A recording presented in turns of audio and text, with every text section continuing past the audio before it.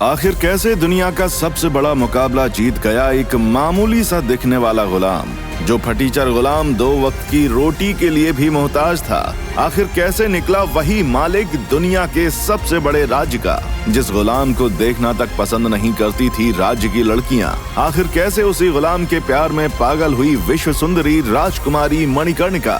खुली रह गई सभी की आंखें जब सामने आई वो किताब जिसके बारे में सिर्फ कहानियों में ही सुना था।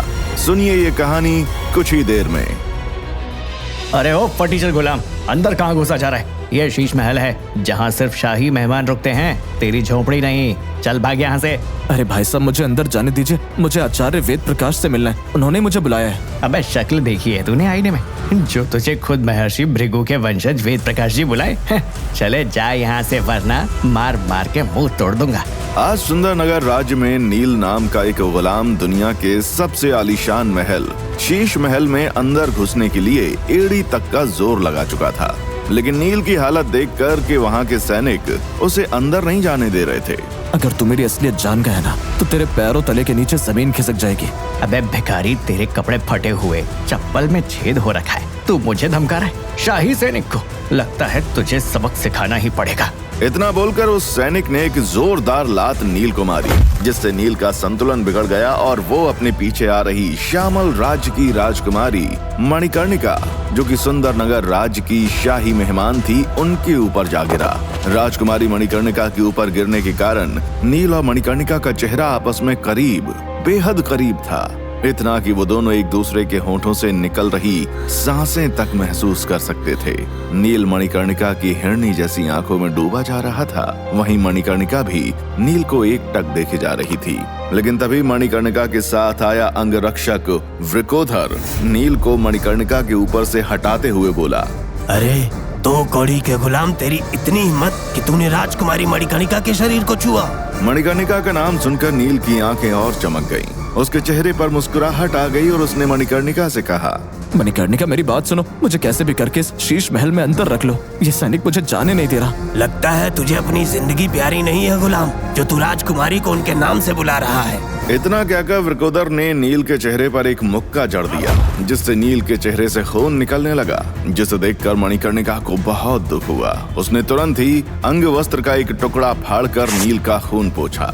तुम ठीक हो ना गुलाम? वृकोदर, तुम्हें किसने कहा इस पर हाथ उठाने के लिए? तुम्हें इसकी सजा मिलेगी। रहने दीजिए राजकुमारी, आजकल की यही रीत है, गरीबों को यूं ही कुचला जाता है। लेकिन आप मुझ पर इतना मेहरबान क्यों हो रही हैं? नील की बातों का मणिकर्णिका के पास खुद कोई जवाब नहीं था।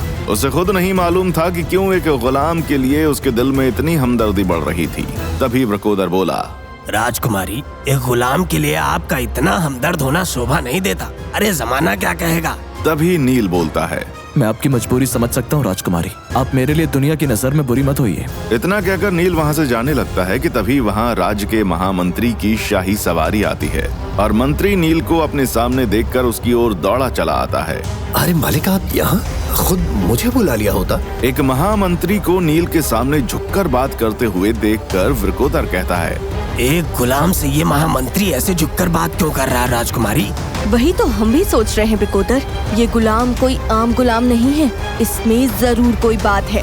वही महामंत्री सैनिक को इशारा करता है और नील का महल में प्रवेश करा देता है। वहीं मणिकर्णिका को दाल में कुछ काला नजर आता है और वो सबसे छिपकर नील का पीछा करने लगती है। वहीं नील उस आलीशान शीश महल में सीधे महर्षि भृगु के वंशज आचार्य वेद प्रकाश से मिलने पहुंच जाता है, जो अपने कमरे में योग साधना में लीन बैठे हुए थे। नील के कदमों की आहट पाकर उनका ध्यान टूटता है।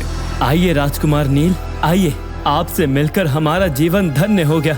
आपके बारे में महर्षि भृगु ने सच ही भविष्यवाणी की थी। आप ही पूरे सप्त सिंधु साम्राज्य के उद्धारक बनेंगे। आचार्य वेद प्रकाश की बात सुनकर मणिकर्णिका, जो छिपकर सारी बातें सुन रही थी, उसके पैरों तले जमीन खिसक गई। उसने मन ही मन कहा, क्या ये गुलाम बल्कि खुद सुंदरनगर राज्य के पूर्व राजकुमार नीलवायु पुत्र है? इनके बहादुरी के किस्से तो मैंने न जाने कितने सुन रखे हैं और इन्हीं के साथ तो मेरी बचपन में ही शादी तय हो गई थी। लेकिन ऐसा क्या हुआ जो इन्हें गुलाम से भी बदतर जिंदगी जीनी पड़ रही है? हमने सुना है नील राजकुमार राजदत्त इस बार के मौत के मुकाबले में तुमसे लड़ेगा और तुम्हें मारकर वो मणिकर्णिका से शादी करेगा और फिर सुंदर नगर का राजा बनेगा।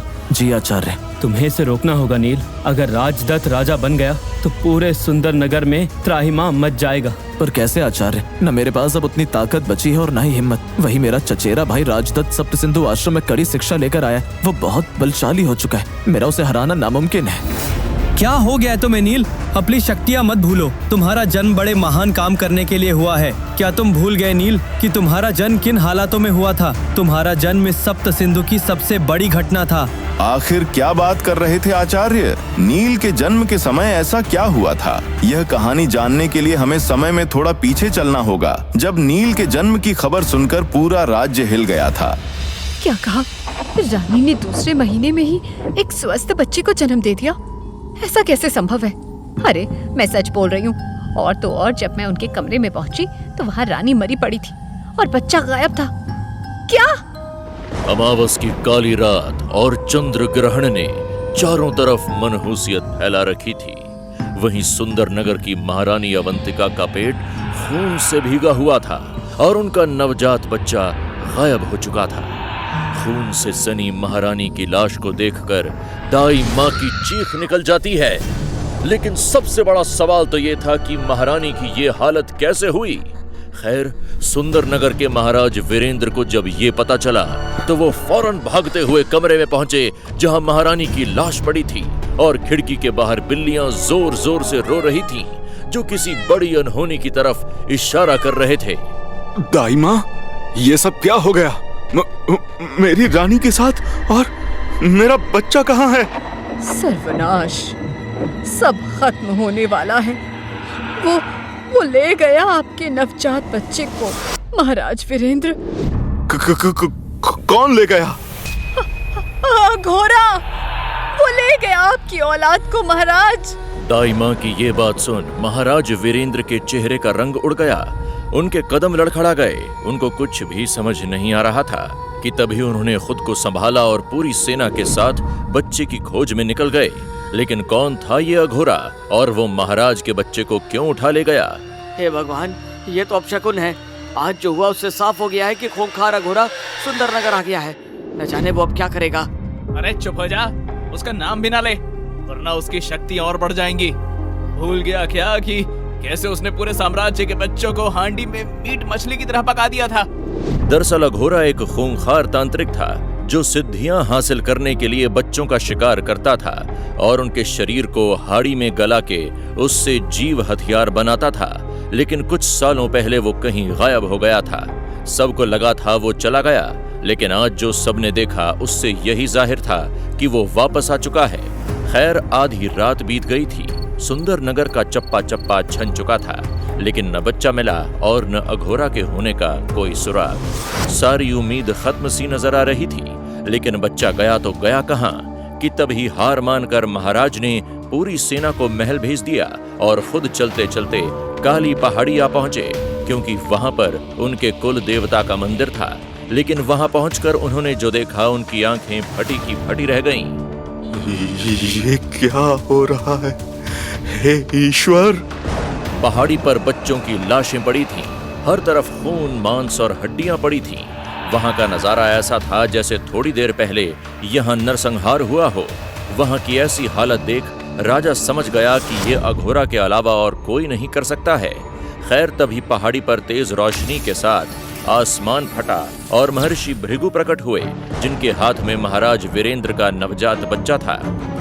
राजन, तुम्हारी किस्मत तुमको यहाँ तक खींच ही लाए। लो, संभालो अपनी संतान को।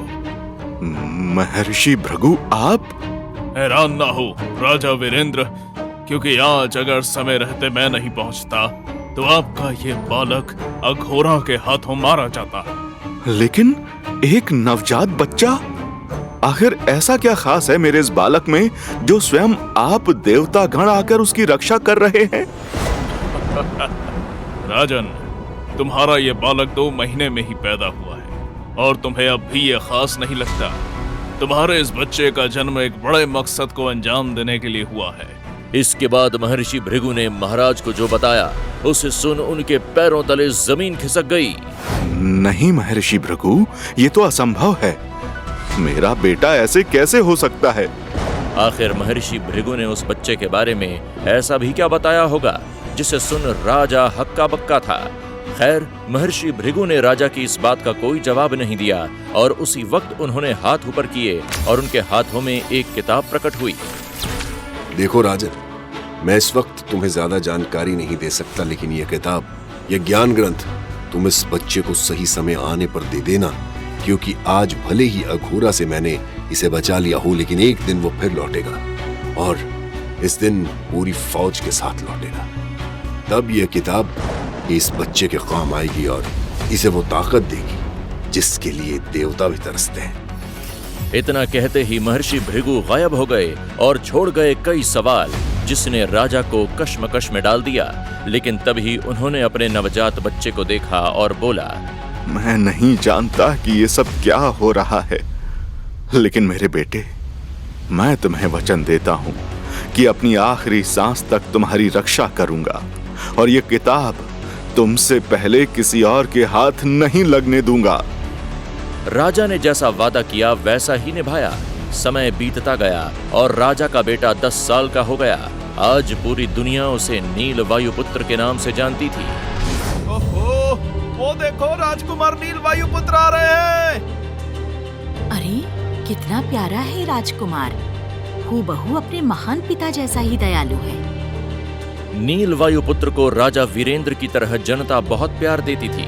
वहीं दयालु होने के साथ साथ नील युद्ध कलाओं में भी निपुण बनता जा रहा था। सब कुछ अच्छा चल रहा था, लेकिन एक दिन कुछ ऐसा हुआ जिसने नील की दुनिया ही पलट दी। नील बेटा, मुझे गर्व है कि तू मेरा खून है और तुझे पता है, तू सबसे अलग है, खास है, मुझसे भी ज्यादा सक्षम है। वादा कर कि इस राजगद्दी और मेरी प्रजा की हमेशा हिफाजत करेगा, जैसे मैं करता रहा हूँ। नहीं पिताजी, आपको कुछ नहीं होगा, मैं आपको कुछ नहीं होने दूंगा। नील बेटा, अब कुछ नहीं हो सकता। ये जहर मामूली नहीं था, अब बचना नामुमकिन है।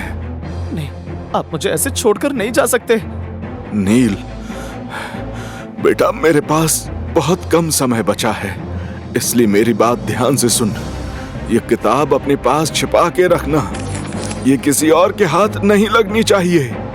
ऐसा इस किताब में क्या है पिताजी? ये किताब तुम्हारी किस्मत है नील। ये तुम्हें शक्ति के उस मुकाम तक पहुंचाएगी जहां पहुंचने के सपने पूरा ब्रह्मांड देखता है। और इससे पहले महाराज पूरी बात बोल भी पाते, उनकी सांसों ने उनका साथ छोड़ दिया। पिताजी!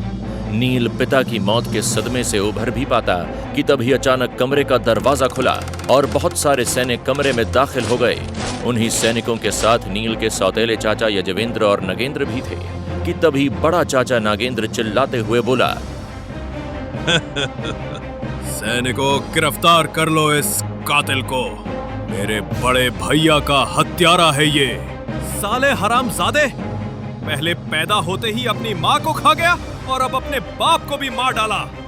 सैनिकों, बंद कर दो इसे काल कोठरी में और इसे ऐसा सबक सिखाओ कि मौत भी कांप उठे। छोड़ो, छोड़ो मुझे, पिताजी! नील कुछ सोच समझ भी पाता। इससे पहले ही उसके साथ यह सब हो गया।